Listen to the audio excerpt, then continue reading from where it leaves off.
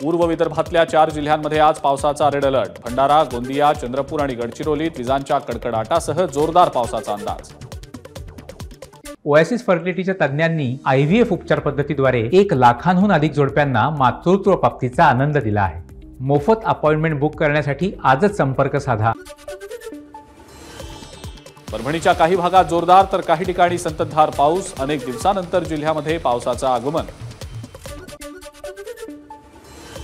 हिंगोली शहरासह ग्रामीण भागातही पावसाची हजेरी। अनेक ठिकाणी साचलं पाणी। शेतीसाठी समाधानकारक पाऊस असल्यामुळे बळीराजा सुखावला। पावसानं तापी नदीवरच्या हतनूर धरणामध्ये मोठ्या प्रमाणावर पाण्याची आवक। धरणाचे 12 दरवाजे उघडले। तापी नदी पात्रामध्ये 36,445 क्युसेक्सनं विसर्ग सुरू। नदी काठावरच्या गावांना सतर्कतेचा इशारा।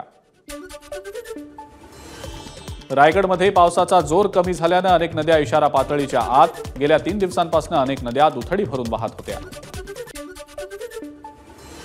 अमरावतीच्या चिखलदऱ्यात पर्यटकांची जीवघेणी स्टंटबाजी। धोकादायक ठिकाणी जात हुल्लडबाज तरुणांचं फोटो सेशन। कुंभे धबधबा दुर्घटनेनंतर रायगड पोलीस सतर्क। रायगड जिल्ह्यात साहसी आणि जीवघेणे स्टंट करणाऱ्यांवर होणार कठोर कारवाई। अन्विक कामदार या तरुणीचा धबधब्यात पडल्यानं झाला होता मृत्यू। गुहागरमधल्या शीर गावात रस्त्यालगत भूस्खलन। जमिनीचा काही भाग नदीत कोसळला।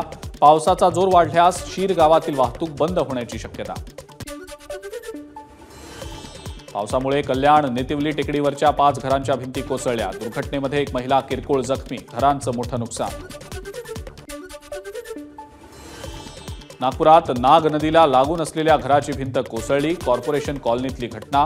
रहिवाशांमध्ये भीतीचं वातावरण। वाशिम जिल्ह्यात दमदार पाऊस न झाल्यानं धरण साठ्यांमध्ये वाढ नाही। वाशिम शहराला पाणी पुरवठा करणाऱ्या एकबुर्जी धरणामध्ये 5.5% इतकाच जलसाठा शिल्लक। माजी खासदार इम्तियाज जलील आज कोल्हापूरला जाणार नाहीत। जलील यांनी कोल्हापूर पोलिसांना येणार नसल्याचं कळवलं। त्यामुळे हिंदुत्ववादी संघटनांनी दिलेली कोल्हापूर बंदची हाक मागे। विशाळगडावर झालेल्या राड्याविरोधात इम्तियाज जलील आज छत्रपती संभाजीनगरच्या विभागीय आयुक्त कार्यालयासमोर निदर्शनं करणार। कोल्हापूरला येण्यासाठी काही लोकांनी विरोध केल्याची जलील यांची माहिती। विशाळगड हिंसाचाराची CID चौकशी करा। पीडितांना 15 दिवसात नुकसान भरपाई द्या। समाजवादी पक्षाचे आमदार रईस शेख यांची उपमुख्यमंत्री अजित पवारांकडे मागणी।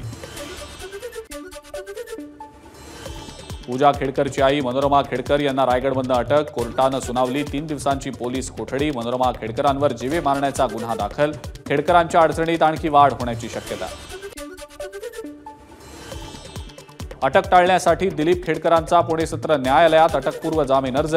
मुळशी तालुक्यातल्या धडवली गावातल्या शेतकऱ्यांना बंदुकीचा धाक दाखवत धमकावल्याच्या गुन्ह्यात दिलीप खेडकर सह आरोपी। पुणे पोलिसांकडून दिलीप खेडकरांचा शोध सुरू।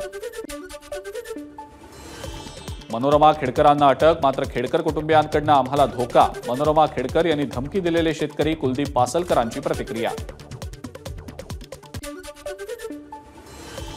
प्रशिक्षण काळ थांबवल्यावर पूजा खेडकर वाशिममध्येच मुक्कामी। पुणे पोलिसात जबाब नोंदवण्यासाठीही पूजा खेडकर गेल्या नाहीत।